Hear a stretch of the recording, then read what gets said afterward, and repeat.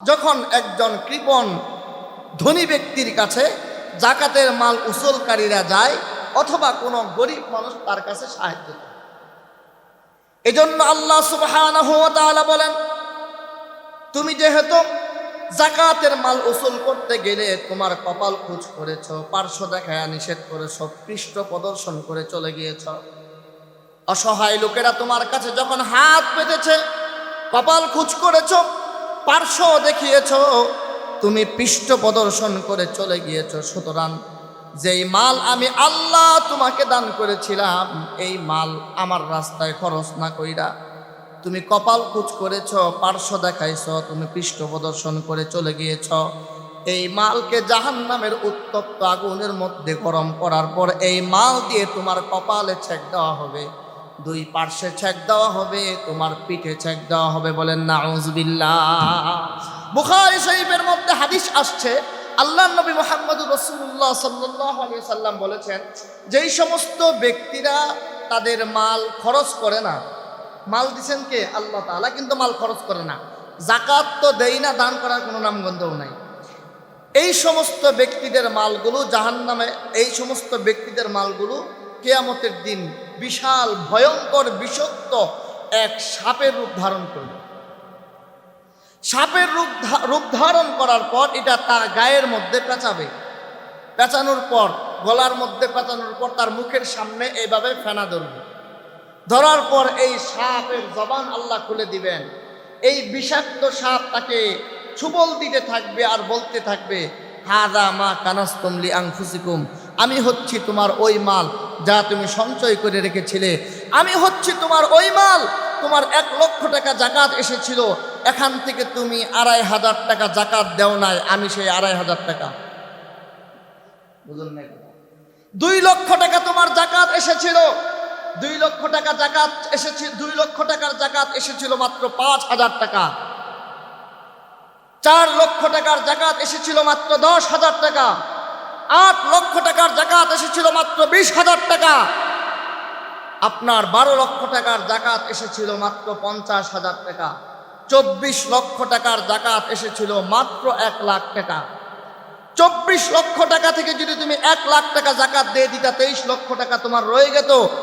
এই 1 লক্ষ টাকা তুমি দাও নাই, আল্লাহর হুকুম মানো নাই, ওই 1 লক্ষ টাকা আজকে আমি তোমার খাইনি। কথা বলে না, বুঝলেন না কথা? মানে যার যতটুকু থাকবে, যে যতটুকু আদায় করবে না, আমার যদি 5,000 টাকা জাকাত থাকে, আমি যদি 5,000 টাকা আদায় না করি, 5,000 এই আমার মালটায় সাপ হয়ে বলবে আমি তোর 5,000 টাকা।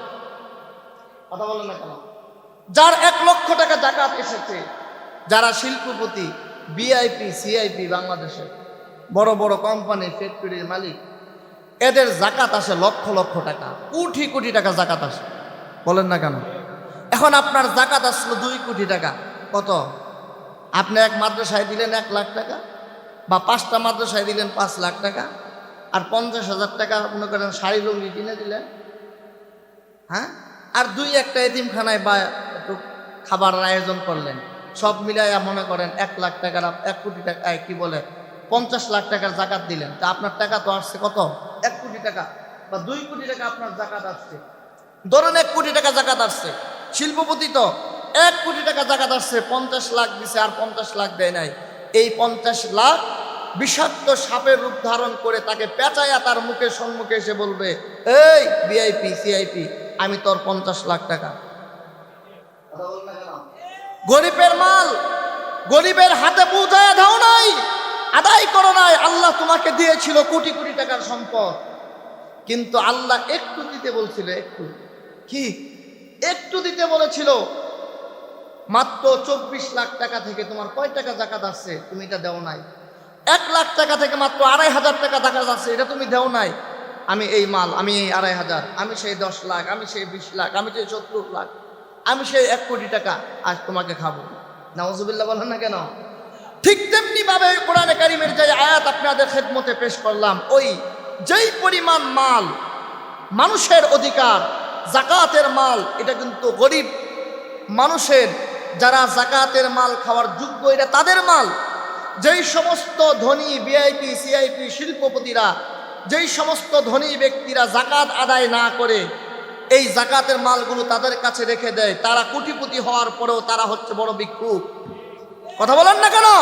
তারা কোটিপতি হওয়ার পরেও তারা সব থেকে বড় অসহায়, কারণ তারা রিক্সা, দিন মজুরি, দিন খেটে খাওয়া মানুষের, দরিদ্র অসহায়দের রক্ত চুষে খাচ্ছে। কোটি কোটি সম্পদের মালিক হওয়ার পরেও তাদের পেট ভরতেছে না। কোটি কোটি সম্পদের মালিক হওয়ার পরেও তাদের পেট ভরতেছে না মুহতারাম হাজিরিন।